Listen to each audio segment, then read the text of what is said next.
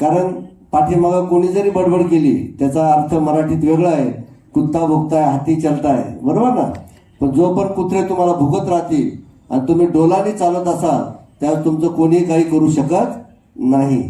पण तुम्ही जर मागं वळून पाहिलं, कधी बघितलं का हत्ती मागं वळून बघतोय, तो डोलात चालत असतो. तसं सरपंच म्हणून आपण डोलात चालायचं, पण जमिनीला बघून चालायचं. ज्यावेळेस तुम्ही जमिनीला धरून वागताल त्यात आयुष्यात तुमच्या स्वतःचं नाव, आपल्या आईवडिलाचं नाव आपण मोठं केल्याशिवाय राहणार नाही. याच पार्श्वभूमीवर येणाऱ्या या कुंभामध्ये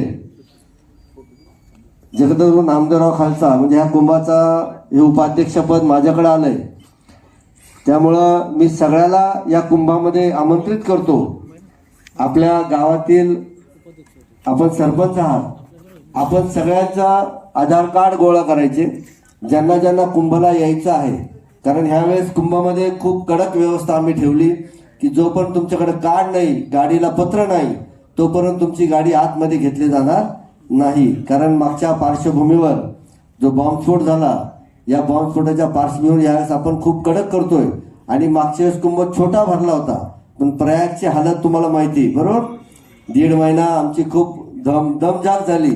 बऱ्याच लोकांना आम्ही जागा देऊ शकलो नाही, कारण ऐन टायमाला आल्यावर आम्ही काही करू शकत नाही. आपण सगळ्यांनी या कुंभमेळ्यात यावं. यावेळेस खूप मोठी एक वेगळी आपल्या मराठा समाजाची ताकद. कारण कुंभ म्हटलं, जगद्गुरू नामदेवराव खालसा यांनी पहिले खालसा चालू केला, त्यानंतर आखाडे चालू झाले. कारण ह्यावेळेस पहिल्यांदा माझं वैयक्तिक पहिलं स्थान होणार आहे. महाकालच्या कृपेने तो मान मला मिळाला आणि ह्याच कुंभामध्ये मी महामंडलेश्वर होतोय. त्यामुळे आपल्या सगळ्यांना मी तिथं आमंत्रित करतो की आपण सगळ्यांनी कार्यक्रम झाला, मी नंबर देतो आपल्या सगळ्यांचा.